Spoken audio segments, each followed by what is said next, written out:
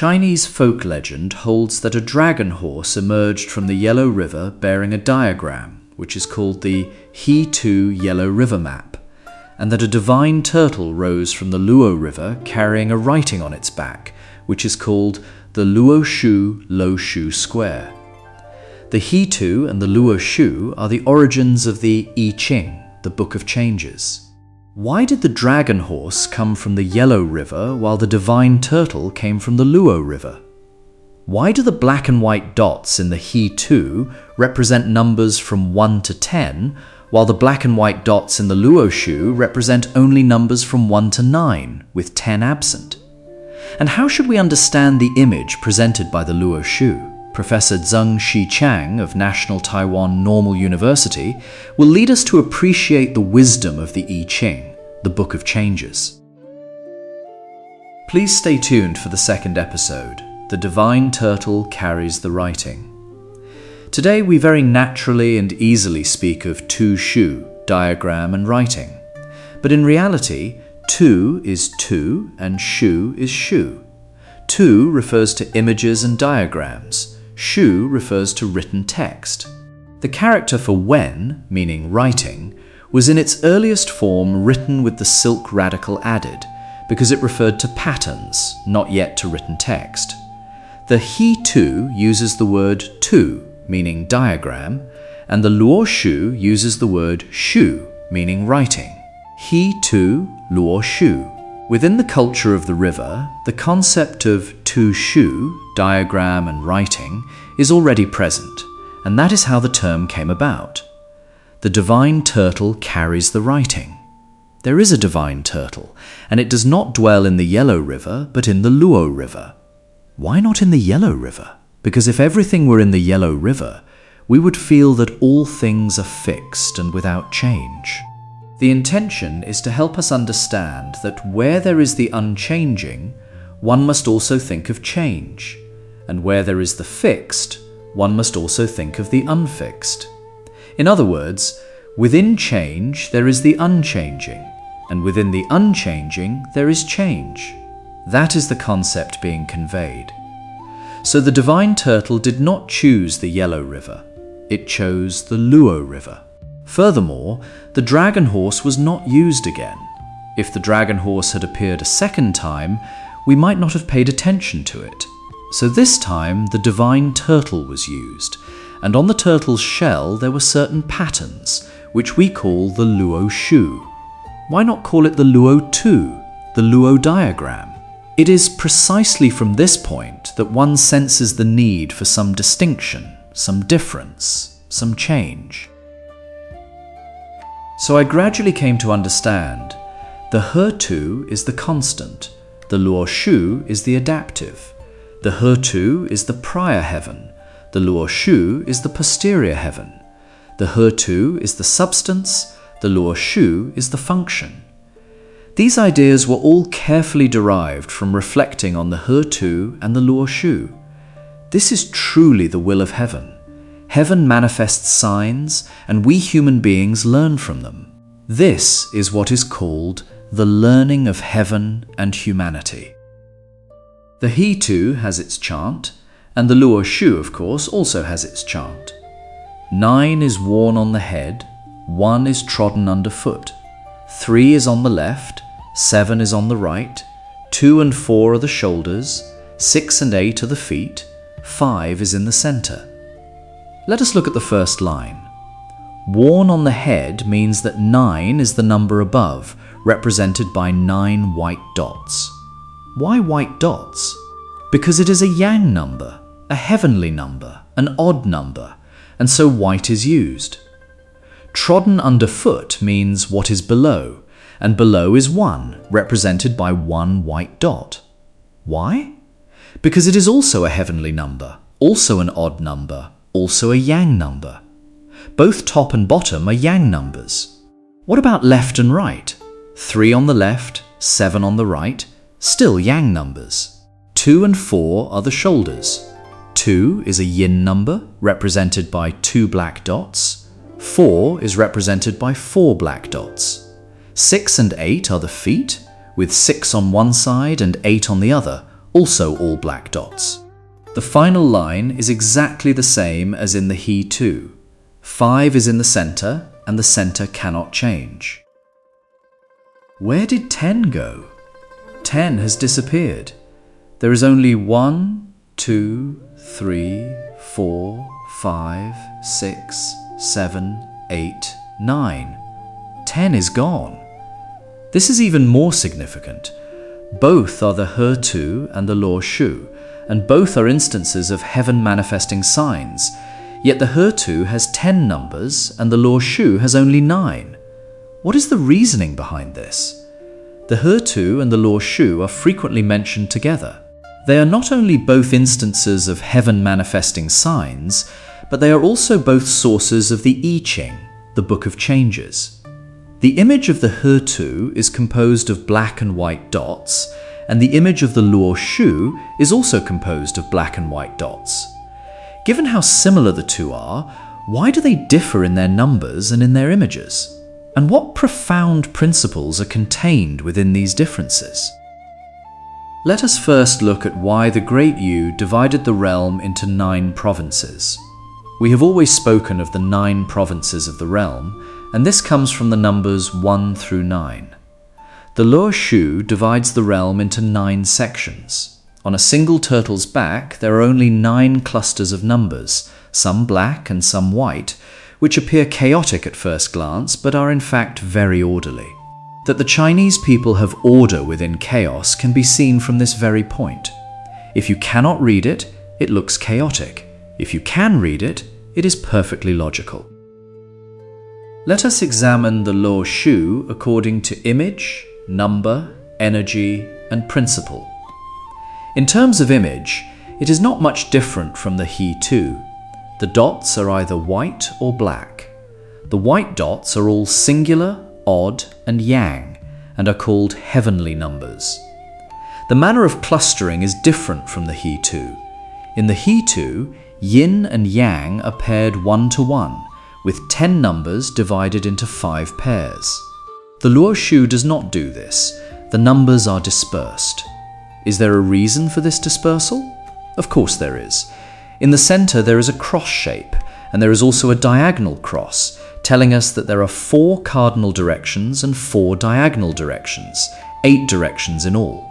The form of the 8 trigrams can be easily seen from this.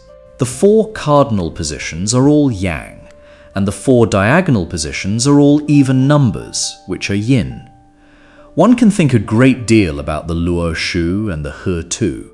The aspect of image is relatively straightforward.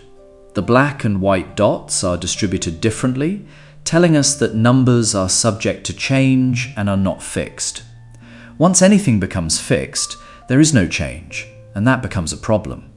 The Chinese people are very adept at change. But the most remarkable thing is that they change in a way that others cannot detect, so that others think nothing has changed.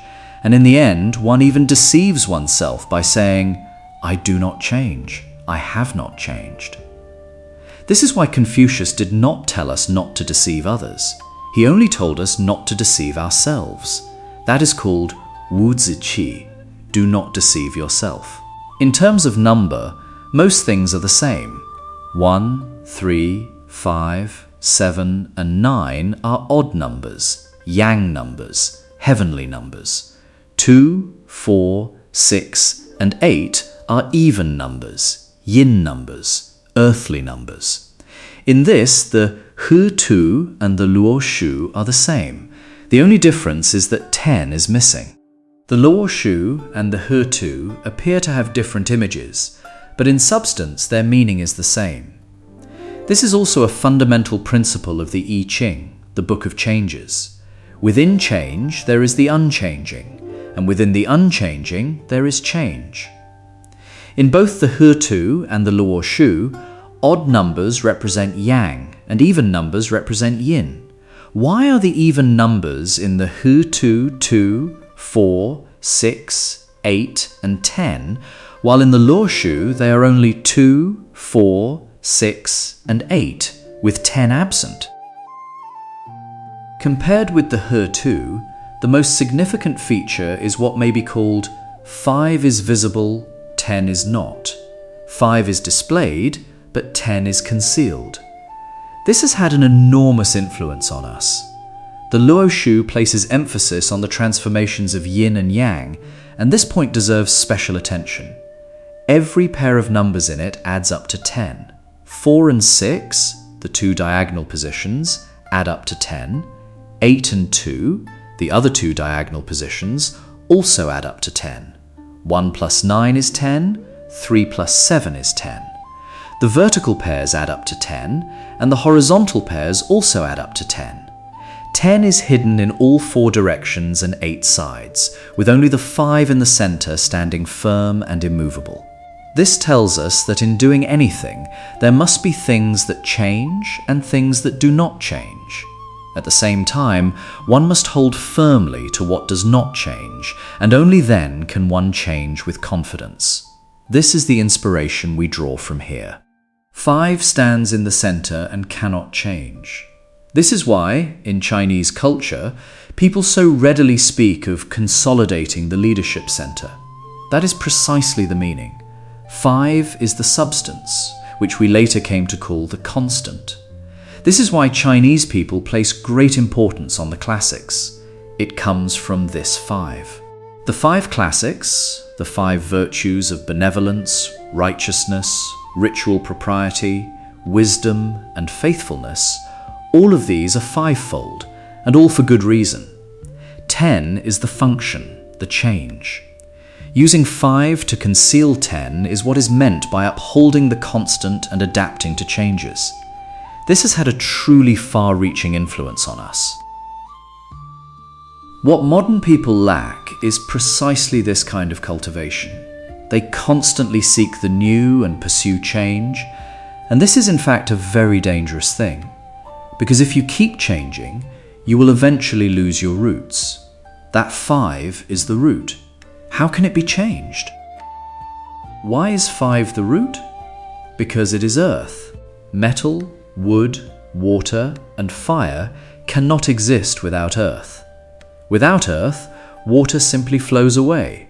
With earth, water can be retained and used. Without earth, fire simply rises upward and eventually disappears. Without earth, metal cannot be stored. Without earth, wood cannot grow and flourish. Therefore, earth is the most important, the most central element, and it cannot change. This is why Chinese people attach great importance to land. Where there is land, there is wealth. When Chinese people have money, they buy land. And this is very closely related to this principle. They believe that everything else is illusory, but land is real. If a person does not even have a small plot of ground to stand on, there is nothing else worth discussing. This shows that the central earth is our constant, our lifeline. We later developed this into the concept of the classics. Only what cannot change in all things deserves to be called a classic. Once you have the classics and have thoroughly understood them, you can adapt to circumstances as they arise, and at that point you will not resort to opportunism and shortcuts. The principle of 5 is visible, 10 is not in the Luo Shu not only contains the profound teaching of upholding the constant and adapting to changes, but also tells us that only what cannot change in all things can be called a classic. The Luo Shu also contains the 5 elements, or 5 phases, and the 5 elements are the directions in which energy moves. Is the arrangement of the 5 elements in the Luo Shu the same as in the He Tu? The movement of energy is considerably different from the He Tu. From 1 to 3 is the movement of yang energy, and yang moves clockwise. However, from 7 to 9, the movement is clearly in reverse, and the two cannot be connected. Logically, the sequence should be 1, 3, 5, then 9, 7, which would be the correct clockwise path of yang. But now 7 and 9 are transposed, telling us that one path is correct and one is reversed. This tells us that it is best for a person to walk the right path from childhood, but this is not entirely possible. Think about it. If every person, from the moment of birth, without any education or learning, walked the right path in a perfectly upright manner, then human beings would be exactly the same as animals, acting purely on instinct, with no free will, no autonomy, and no capacity for creation whatsoever. How could the universe ever progress? What distinguishes human beings from animals is that human beings have a different nature, or what may be called heavenly nature. You can transform it, but you cannot transform it recklessly. You can seek change, but you cannot change recklessly. So it tells us, if you proceed in the correct direction, that is fine. But if you happen to go wrong, unknowingly or unavoidably, or are forced to go in the reverse direction, that is also fine. Simply make amends. This is how the concept of Wu Jiu, no blame, in the I Ching, the Book of Changes, arises. Yang moves clockwise. As long as you are alive, follow the path of Yang. But if you happen to go in the reverse direction, simply travel it again and all will be well. What does it matter? Therefore, a person who wishes to succeed may achieve success by proceeding correctly, or may achieve success after having gone astray. Many people achieve success after having gone astray. When others have seized all the opportunities and controlled all the resources, one may resort to irregular means. But once one has gained a foothold, one begins to hold to what is right. That is called holding to what is right, holding to the center. The center is earth, the firm footing. You may proceed in the correct direction or in the reverse direction, but regardless of which direction you travel, by whatever means, you must ultimately return to the correct path. What of yin? From 4 to 2 and from 8 to 6, the directions are different from those in the He 2. The He 2 shows the Taiji, the supreme ultimate, giving rise to the two polarities. The Taiji generates only two kinds of energy, yin and yang. Yin moves counterclockwise and yang moves clockwise. The Luo Shu then tells you that below the two polarities, the four images can further emerge. In the Luo Shu, the movement of energy appears in four systems: yang clockwise, from 1 to 3, yang counterclockwise, from 7 to 9, yin clockwise, from 4 to 2, yin counterclockwise, from 8 to 6. Four different systems emerge, and this is how the two polarities give rise to the four images. What does this mean? It tells us to gradually expand the scope of change. We do not oppose change. We only oppose change without principle. If you depart from the classics and rebel against the way, you have departed from the constant of the central earth, discarding the five entirely. That is reckless change, and that is what is called going beyond all bounds. We often say, that is completely out of bounds, meaning that the change has gone beyond what others can accept. Modern people do not have a deep understanding of the constant, and nearly everyone is changing recklessly. One must be very careful. Both the He 2 and the Luo Shu have not only image and number, but more importantly, they also have principle. What then is the principle in the Luo Shu, and how is it expressed through image and number? Comparing the He 2 and the Luo Shu, the positions of 1, 3, and 5 do not change. Why? Because 1 is water, and the source of water cannot change. No matter how much a person changes, they cannot survive without drinking water. Without water, a person simply cannot live. When a person is first born, the entire body is mostly water. As one grows older, the water content begins to decrease. And in old age, when one is dry and withered, it is because of a lack of water. The water on the earth is diminishing, and humanity grows increasingly anxious. The water in the human body diminishes, and the person grows increasingly weak. Water is the source of survival, which is why we so readily speak of drinking water and remembering its source. That one cannot be moved. One is the Taiji, the supreme ultimate, which of course cannot be moved. One is yang energy, the upright energy, heaven itself. Therefore, one must not go against heaven, but must follow the principles of heaven. 3 is wood. Why is 3 wood? Because it is the east, and the east is where the sun rises. Trees most need the photosynthesis brought by sunlight in order to grow and flourish without end. Therefore, the east and the west are different in that the vitality is somewhat different. Wood represents the place of vitality. From ancient times, when human beings found 1 and found 3, they followed water and grass to settle. If you see a mountain in the distance and there is not a single blade of grass on it, why would you go there? You would either freeze or starve to death. If the trees on the mountain are lush and flourishing, you go there with confidence, because if wood can grow so well, there must be water within. With water and wood, you can survive. Wood can generate fire, and water can supply drinking needs. Once life has water and fire, things are more or less in order. Therefore, 1 and 3 do not change. And 5 cannot change even more, because 5 is earth, the ground on which you stand, the foundation of survival. So the unchanging positions of 1, 3, and 5 tell us once again, where some things do not change, everything else can change with confidence. 5 dwelling in the center is the foundation, which we call the constant. 10 is not absent.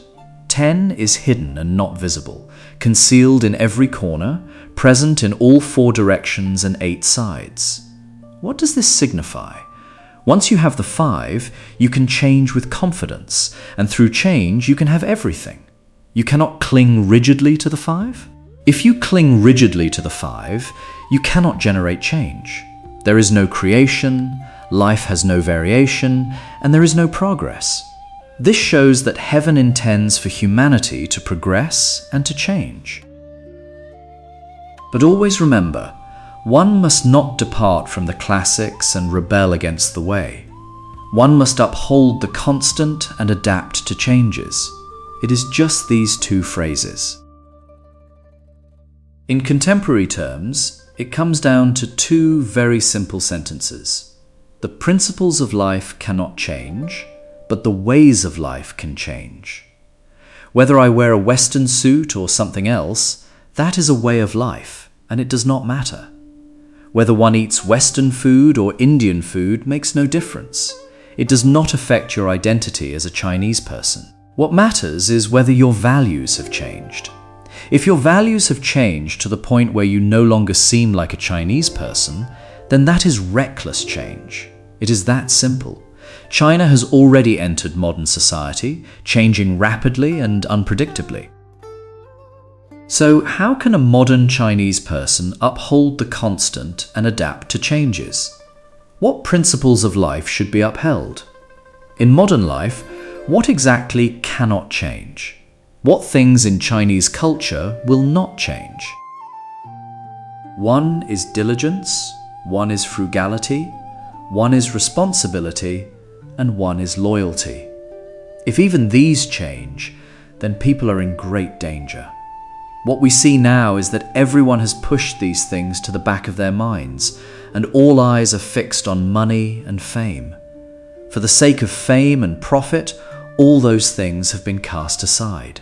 We have also recently seen many people publicly declaring their intention to live a life of luxury. This is departing from the classics and rebelling against the way. Chinese society has no place for luxury. We have only the concept of modest comfort. In the past, wealthy people would conceal themselves behind high walls, which were called vermilion gates.